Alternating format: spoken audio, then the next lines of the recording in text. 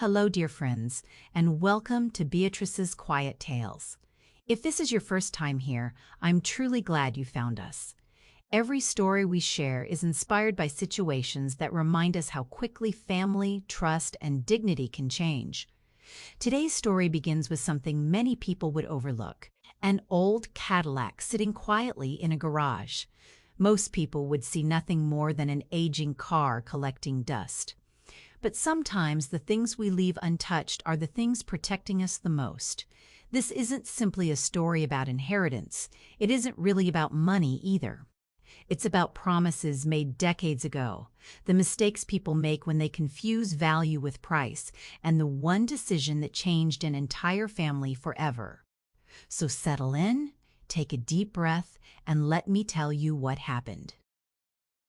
3 days after my husband's funeral, my son sold his Cadillac.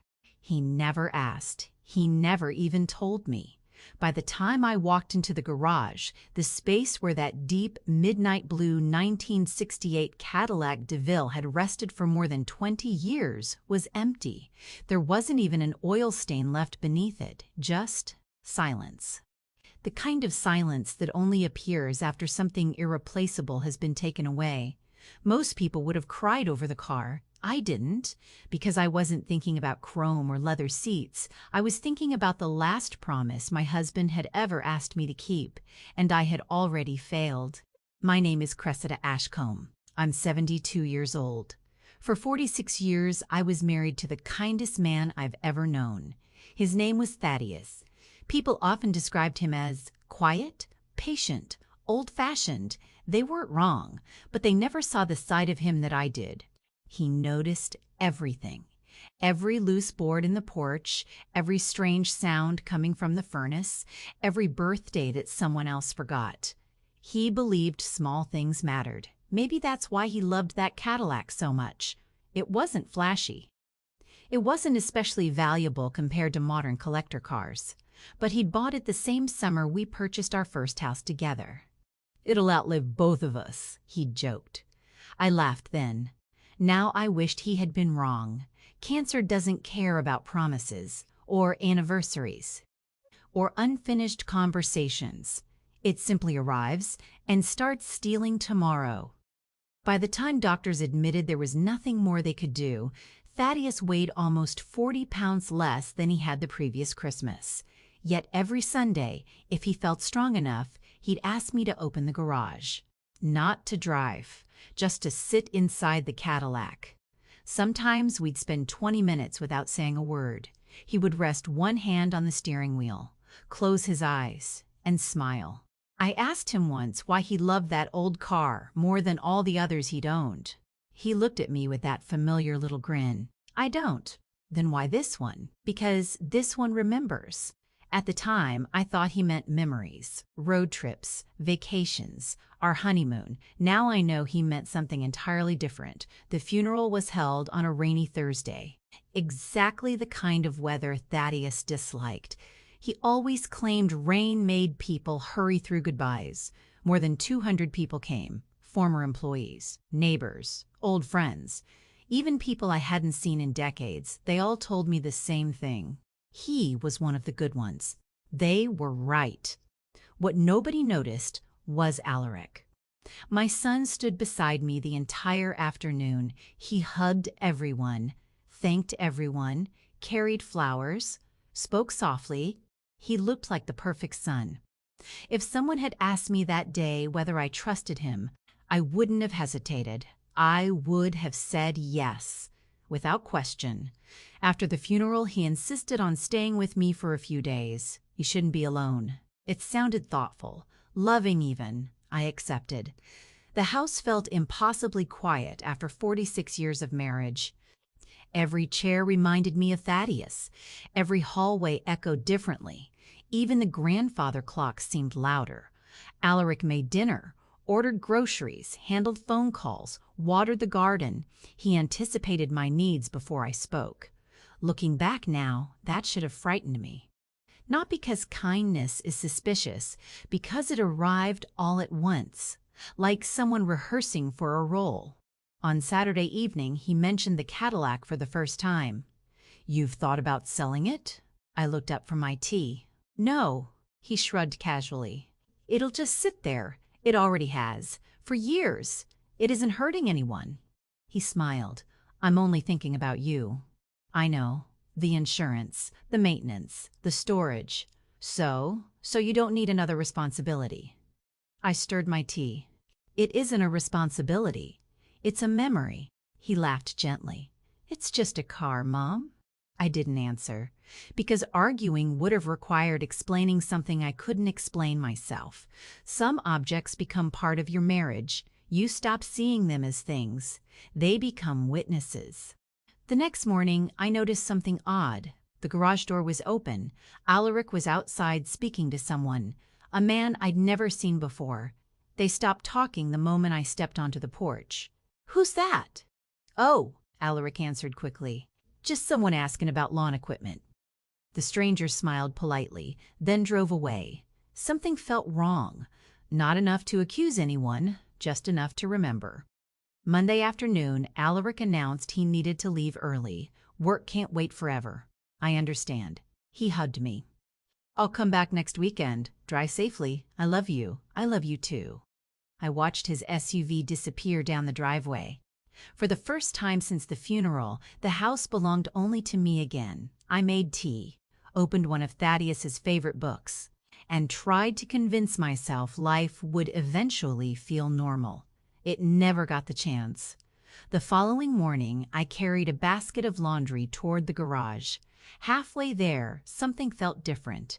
The space looked brighter, almost too bright. I opened the side door, stopped. The Cadillac was gone. Completely gone. No cover, no tools, no tire tracks, nothing. I stood there for nearly a full minute before my mind accepted what my eyes already knew. I called Alaric immediately. He answered on the second ring. Hi, Mom. Where's your father's car? Silence. Then, I sold it. I honestly thought I'd misheard him. You, what? It was the right time. You had no right. I have the paperwork. What paperwork? The paperwork Dad signed. My hands began trembling. That's impossible. You'll understand eventually. No.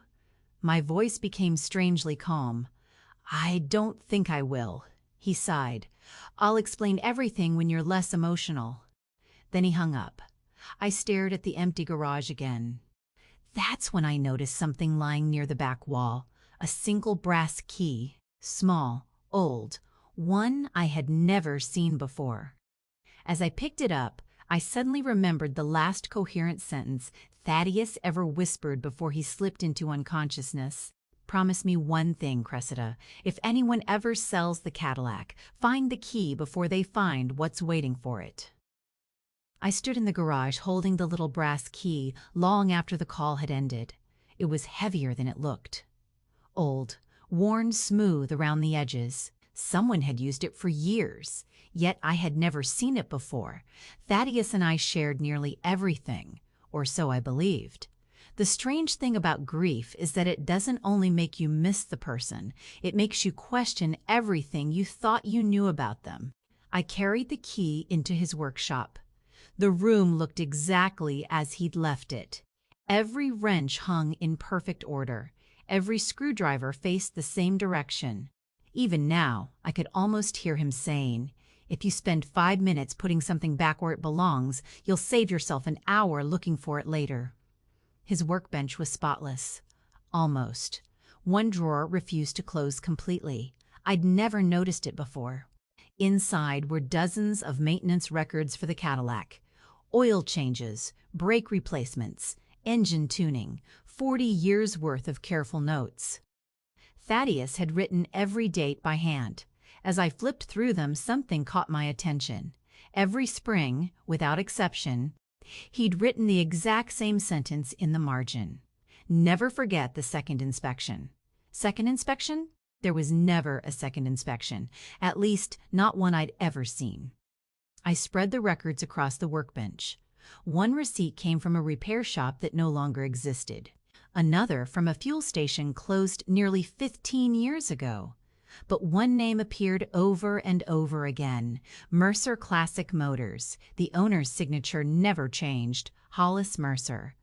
I smiled despite myself. Hollis. He and Thaddeus had argued for 40 years about baseball, politics, the best motor oil. Yet neither man ever considered taking his business anywhere else. If anyone knew that Cadillac, it would be Hollis. Mercer Classic Motors sat on the edge of town. The building looked even older than I remembered. Sun-faded signs, rusted lifts, shelves overflowing with parts no modern mechanic would recognize. The bell above the office door rang as I stepped inside. A gray-haired man looked up from beneath the hood of a vintage Chevrolet. For a second, he simply stared. Then he slowly removed his glasses. "Cressida? It's been a while." He walked toward me without speaking, then wrapped both arms around my shoulders. "I'm sorry about Thaddeus. So am I." We stood there quietly, neither of us pretending words could fix anything. Eventually, he gestured toward his office. "I was wondering when you'd come." I frowned. "You were?" He nodded. "I hoped it wouldn't be this soon." Something inside me tightened. "You knew I'd come?" "I knew that if anyone sold the Cadillac," he stopped himself, "you'd eventually find your way here." I slowly sat down. "What did Thaddeus tell you?" Hollis looked uncomfortable. "Not enough." "What does that mean?" "He made me promise something." "What?" "That I'd only tell you after the car was gone." For several moments, neither of us spoke. Finally, Hollis opened a small metal cabinet. He removed an old service ledger. Unlike the maintenance records I'd found at home, this one wasn't organized by repairs. Each visit included handwritten notes, personal notes. I recognized Thaddeus's handwriting immediately. The first entry was dated 22 years earlier. "Spring inspection complete." Below it, another line: "Second inspection completed privately." Again, "Second inspection." What was the second inspection? Hollis smiled faintly. "It wasn't about the engine." "What was it about?" "The trunk." I blinked. "The trunk?" Every year, he'd lock the garage, ask me to check something inside the trunk. "What?" "I never knew." "You never looked?" He almost seemed offended. "Cressida, I gave your husband my word." He leaned back in his chair. "Most years it took less than 2 minutes. He'd unlock the trunk, reach behind the wooden panel, then smile. Wooden panel. The words echoed in my mind.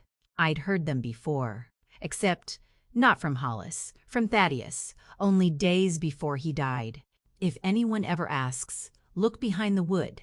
At the time, I'd assumed he was delirious. Now, the phrase suddenly made sense. "Where's the car now?" Hollis shrugged. "I don't know." "Alaric didn't tell you?" "No. He stopped bringing the Cadillac here almost 2 years ago."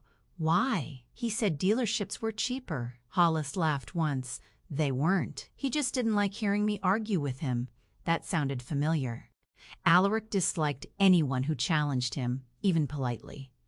"Can you find the buyer?" Hollis thought for a moment. "Maybe." He reached for an old address book. Not a computer, an actual leather-bound address book. After several pages, he stopped. "There." He pointed at a familiar dealership. "Ashford Collector Auto Exchange. They broker sales between private collectors." "Will they tell me who bought it?" "They won't tell me." He smiled. "But they might tell you." The dealership occupied a renovated warehouse downtown, polished concrete floors, classic Mustangs, vintage Corvettes, European sports cars worth more than most houses. A sharply dressed receptionist greeted me. "How may I help you?" "My son recently sold a 1968 Cadillac DeVille through your dealership." She typed for a few seconds. "I'm sorry, ma'am. We can't disclose buyer information." "I understand. But I'd like to leave a message." She nodded politely. "What should I say?" I looked directly at her. "Tell the buyer that the widow of Thaddeus Ashcombe would like 5 minutes of his time." Her fingers stopped moving. "You said Ashcombe?" "Yes." She stood so quickly her chair rolled backward. I'll be right back." She disappeared through a hallway marked Private Offices. Almost 3 minutes passed, long enough for me to wonder whether I'd been forgotten. Finally, an older gentleman wearing a navy blazer appeared. His expression wasn't curious, it was surprised. "Mrs. Ashcombe?" "Yes. My name is Edward Lawson. I own this dealership." He extended his hand. "I've been hoping someone from your family would come." I stared at him. "You've been expecting me?" He nodded slowly. "The gentleman who purchased your husband's Cadillac, I left very specific instructions." My heartbeat quickened. What instructions? If anyone named Ashcombe ever asked about the car, I was to call him immediately. I gripped my purse tighter. "Can you?" Edward smiled. "I already have." Just then, the office phone on his desk began to ring. He looked at the caller ID, then back at me. "I believe he's calling from the Cadillac, and for reasons I couldn't yet explain." The man who had bought my husband's car already knew exactly who I was.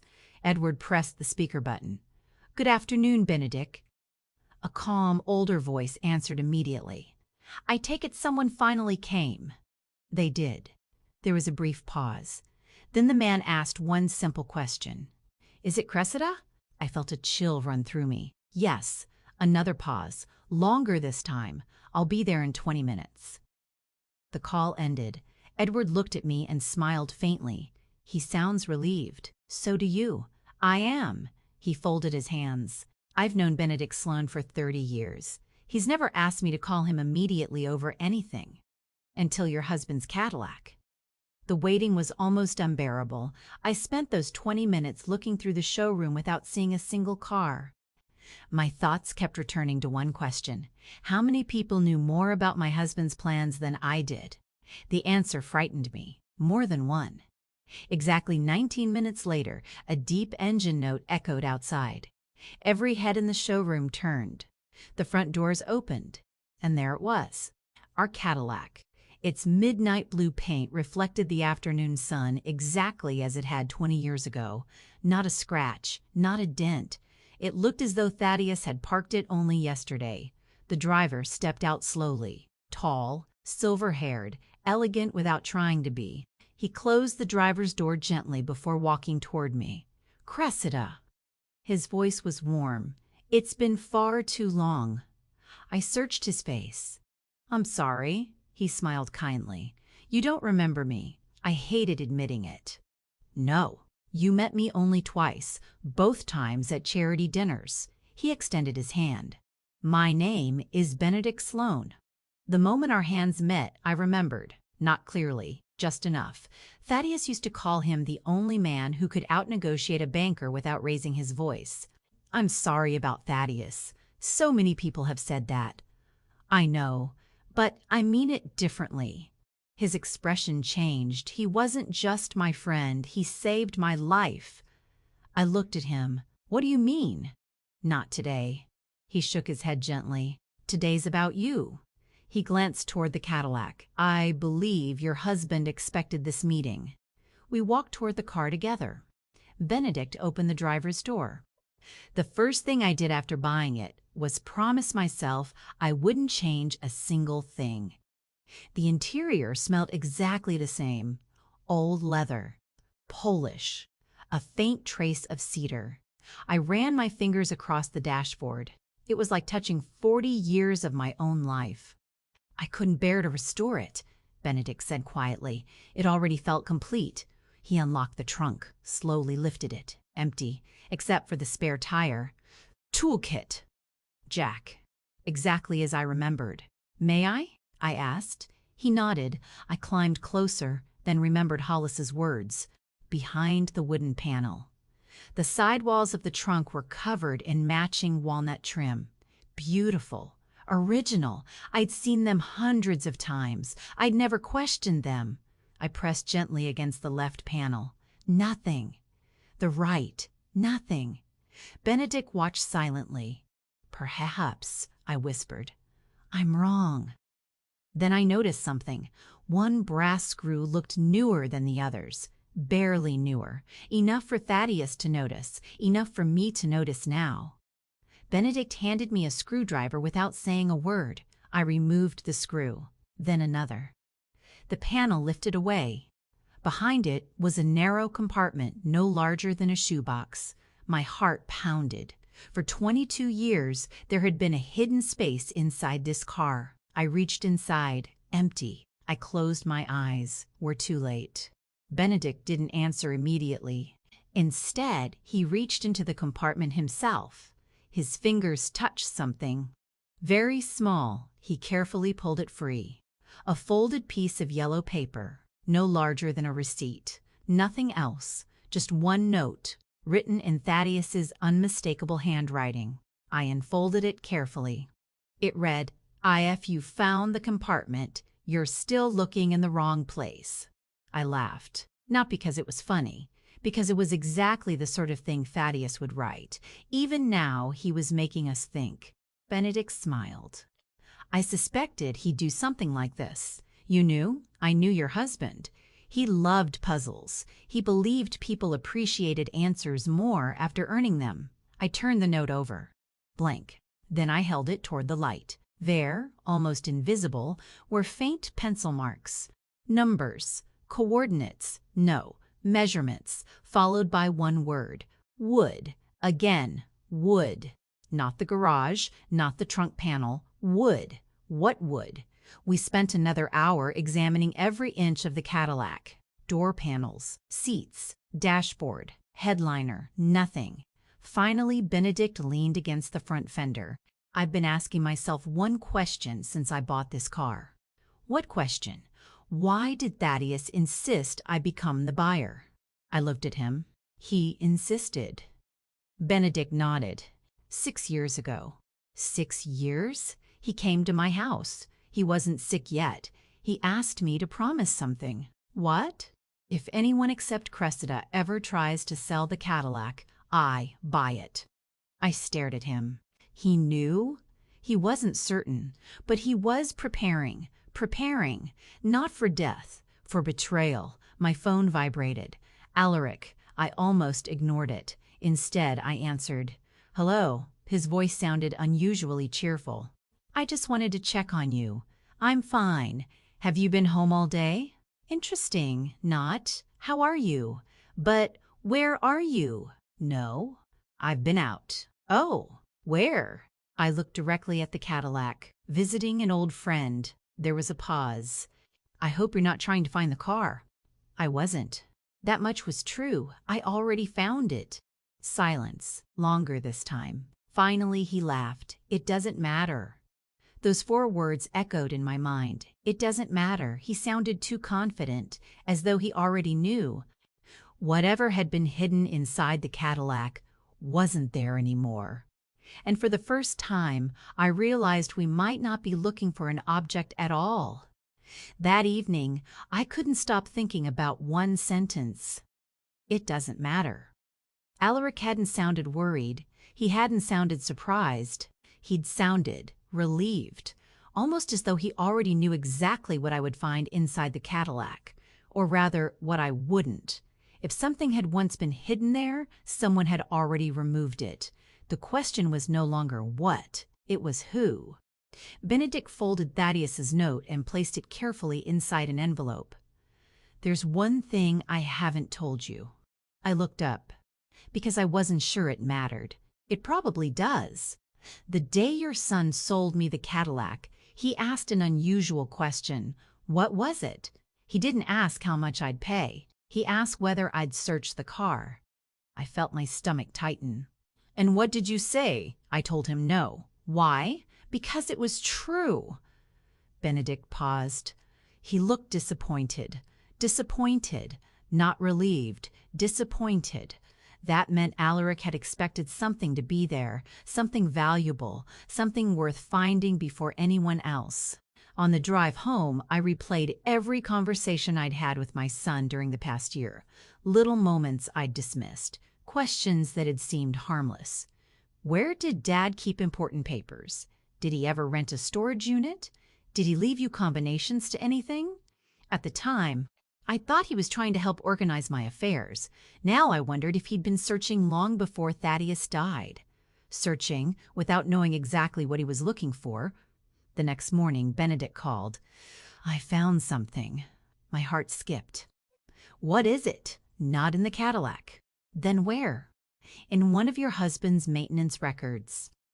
20 minutes later, I was back at his house. The papers covered his dining table, every receipt, every inspection, every handwritten note.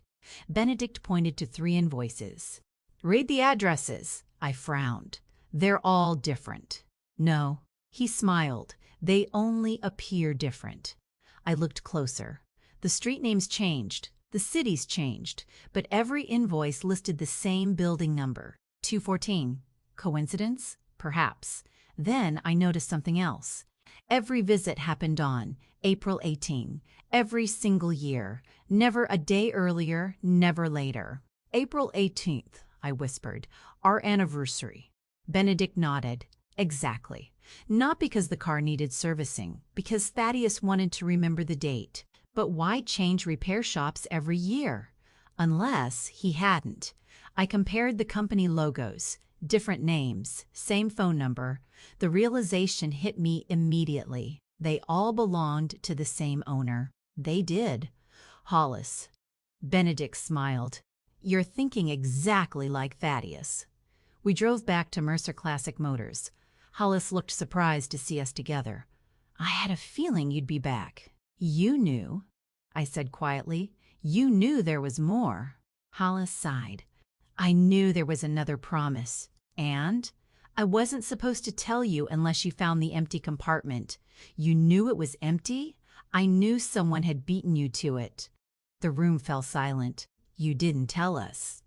"Because your husband specifically warned me." He walked toward an old wooden cabinet standing against the wall. Unlike everything else in the shop, it was locked. He removed a tiny key from around his neck, the brass key, exactly like mine, only slightly larger. "I've carried this for 22 years." The cabinet opened with a soft click. Inside sat a weathered cedar box, nothing more. Hollis lifted it carefully. "This never belonged to me. It belongs to you." The box contained dozens of old photographs, maps, receipts, letters. Nothing looked valuable. Until I reached the bottom. There lay a thin leather notebook, smaller than a diary. Thaddeus's initials were pressed into the cover. T.A. I opened the first page. Only one sentence was written there. "If you're reading this, someone chose money over family." I couldn't breathe. He knew. Years ago, he already knew. The following pages weren't a diary. They were observations, dates, conversations, little things he'd noticed. Alaric asked about the deed again. He seemed disappointed after learning the Cadillac wasn't for sale. He keeps assuming everything has a price. Each entry was calm, never angry, never cruel. Thaddeus wasn't judging our son. He was trying to understand him. Then I reached an entry dated 11 years earlier. Today, I realized something painful. Alaric no longer asks why something matters, only how much it's worth. I closed the notebook for a moment. That single sentence hurt more than anything else I'd read. "There should be another page," Hollis said quietly. I turned the notebook over. The back cover felt thicker, almost double. Benedict examined it carefully. A false cover. He slid a thin blade beneath the leather. The panel lifted away. Inside, not cash, not jewelry, not stock certificates, just one folded envelope. Across the front, in Thaddeus's handwriting, were 6 words. "Only give this to Octavian Reed." No explanation, no address, nothing else. I looked at Benedict. "Do you know him?" He smiled. "I do. He's still practicing law." I turned the envelope over. The wax seal had never been broken. For 11 years, it had waited. Not for Thaddeus, not for Alaric, for me. And I suddenly realized something that made my pulse quicken. The Cadillac had never been hiding the secret. It had only been protecting the map that led to it. The offices of Octavian Reed hadn't changed in decades. Dark walnut shelves, leather-bound law books, the faint scent of coffee and old paper. Some places seem untouched by time. This was one of them. The receptionist looked up as I approached. "May I help you?" "My name is Cressida Ashcombe. I'm here to see Mr. Reed." The moment she heard my surname, her expression changed. "One moment, please." She disappeared into the hallway. Less than 30 seconds later, the office door opened. A tall gentleman with silver hair stepped out. He looked directly at me, not surprised, almost relieved. "Mrs. Ashcombe, I've been wondering when I'd finally meet you." Octavian's office overlooked the town square. He waited until we were seated before speaking. "Did Hollis give you the envelope?" "Yes." I placed it carefully on his desk. He didn't open it immediately. Instead, he looked at the unbroken wax seal, then smiled. He kept his promise. "You knew about this?" I knew enough, and not enough. He carefully broke the seal. Inside was a single handwritten letter. No legal jargon, no contracts, just 2 pages in Thaddeus's handwriting. Octavian read silently, then looked up. He really did think of everything. "What does it say?" He handed me the pages. The first lines were addressed to me. "My dearest Cressida, if this letter has reached you, then 2 things have happened. First, I am no longer with you. Second, someone sold the Cadillac despite my asking them not to." A tear slipped down my cheek.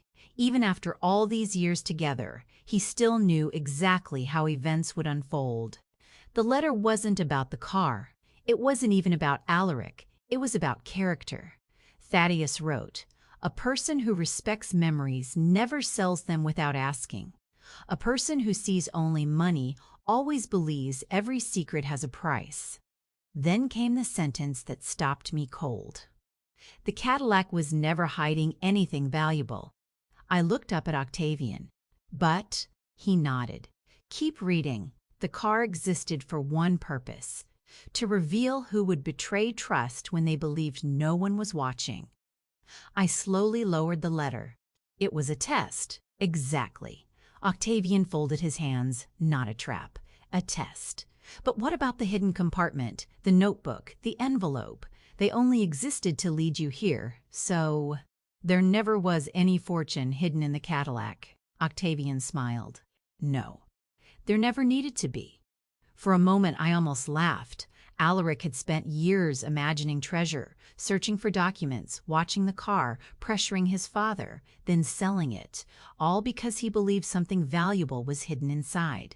The only thing hidden there was proof of his own greed. Octavian opened his desk drawer. "This is what your husband actually wanted to protect." He removed a thick blue folder. Unlike everything else we'd found, this one looked modern, recent. Inside were legal documents, trust amendments, property agreements, business transfers, everything properly notarized. "I don't understand. Your husband updated your estate 11 years ago. He never told me. He insisted I keep it confidential." "Why?" "Because he wanted every decision your family made to be genuine, not influenced, not manipulated. Genuine." Octavian slid 1 page toward me. "This clause is unusual." I read slowly. "If any direct beneficiary intentionally disposes of family property in violation of the surviving spouse's expressed wishes," my eyes moved to the final paragraph. "That beneficiary immediately forfeits all rights to discretionary distributions from the Ashcombe family trust." I looked at Octavian. It means your son didn't lose an old Cadillac. He voluntarily surrendered the largest inheritance he would ever receive." Silence filled the room. Not triumphant, not joyful, only heavy. I thought about Alaric as a little boy, helping his father wash that same Cadillac every Saturday, holding the garden hose, laughing whenever the water sprayed the driveway. Back then, he never cared how much the car was worth. He only cared that his father smiled. Somewhere along the way, that child disappeared. Octavian closed the folder. "There is one final thing." "What is it?" He stood, walked to a small fireproof safe, entered a code, removed a black video case. "Your husband left instructions." "What instructions?" "That you should never watch this alone." I looked at Benedict, then at Hollis. Both men quietly nodded. "This recording," Octavian said softly, was made 3 months before Thaddeus passed away." He placed the case on the table. Across the label, in familiar handwriting, were the words, "For Cressida, after the Cadillac is gone." For several seconds, no one moved. The black video case sat in the center of Octavian's desk like it had been waiting for this exact moment. Perhaps it had. Octavian quietly placed an old DVD into a player beneath the television mounted on the wall. The screen flickered. Static. Then Thaddeus appeared. He looked thinner than I remembered. The illness had already begun to change him. But his smile? It was exactly the same. Warm, calm, certain. He looked directly into the camera. Then, somehow, it felt as though he was looking directly at me. "My beautiful Cressida, if you're watching this, I'm sorry I couldn't keep my promise to grow old beside you." I covered my mouth. Even hearing his voice again felt impossible. "I know you're probably wondering why I turned one old Cadillac into a scavenger hunt." A small smile crossed his face. "The answer is simple. I needed time. Time for people to show me who they really were." He leaned back slightly. "You probably think I was hiding money." He laughed softly. So did Alaric. The room fell silent. I watched him ask about that car for years. Never because he loved it, only because he believed it contained something valuable. He never understood. It already did. Thaddeus rested his hand on the steering wheel of the Cadillac. The valuable thing wasn't hidden inside the car. It was every Saturday we spent washing it together. Every family trip, every lesson, every promise. If someone could sell all of that without asking, they were never looking for memories. They were only looking for profit. The screen faded briefly before another recording began. This one had clearly been filmed later. His voice sounded weaker. "Cressida, I need you to hear one more thing. If Alaric sold the Cadillac, don't hate him." I felt tears running freely now. Hate blinds people. I'd rather you see him clearly. He isn't evil. He's simply become the kind of man who mistakes ownership for love. And those are never the same. The recording ended. No dramatic music, no final revelation. Just a quiet, black screen. No one in the office spoke. There was nothing left to explain. Thaddeus had already done it better than any of us could. 3 days later, Alaric came to my house. He walked in carrying the confidence I'd seen so many times before. "Mom, I think we've misunderstood each other." I motioned toward the living room. "Sit." He remained standing. "I spoke with Octavian." "So did I. He told you about the trust." "He did." His jaw tightened. "I didn't know. I believe that. I never meant to lose everything."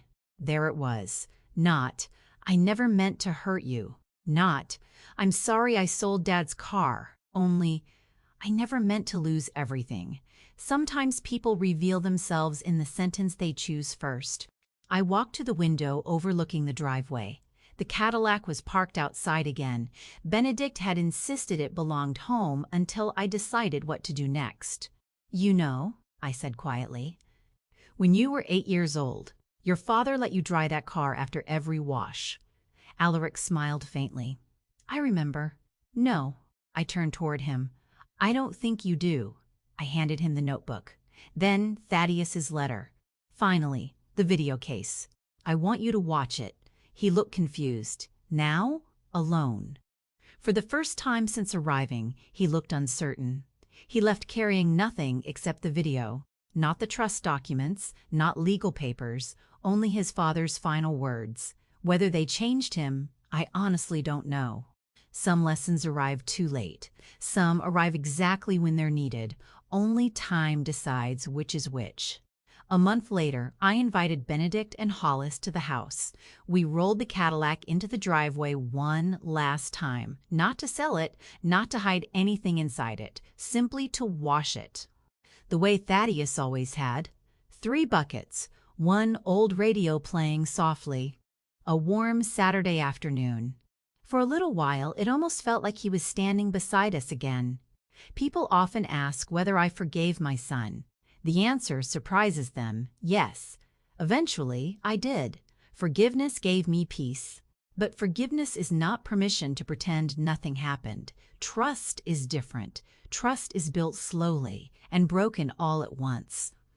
Alaric spent years believing his father had hidden a fortune inside an old Cadillac. He was right, just not the fortune he imagined. The greatest thing hidden inside that car was the truth about the person willing to sell it. And in the end, the Cadillac came home. The inheritance stayed exactly where Thaddeus intended. But the greatest thing I recovered was something no lawyer, no bank, and no trust could ever protect for me: the certainty that the man I loved had spent his final years preparing not to punish our son, but to protect me. That was the real legacy he left behind. And unlike an old Cadillac, no one could ever sell it.